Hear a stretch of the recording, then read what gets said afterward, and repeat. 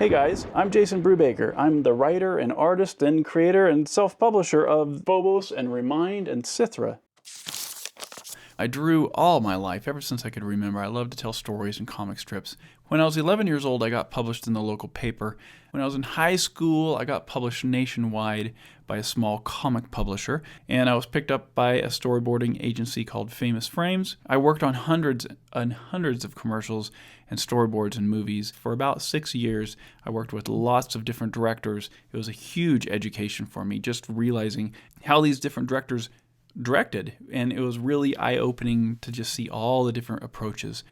And that actually opened up the door for me to start directing and art directing animation. I was the person who would put together a team of animators and art direct it and sometimes direct it. Eventually we hired James Baxter to animate a character for one of the commercials I was art directing. It was super fun working with someone at such a high level.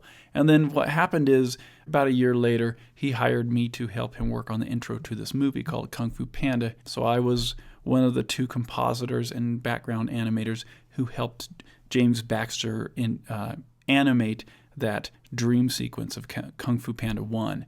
Then that led in through the back door of DreamWorks, and I ended up getting a job doing visual development for Kung Fu Panda 2 and 3 and a bunch of other movies. But the whole time I was working on this stuff, I was also working on my first graphic novel, Remind.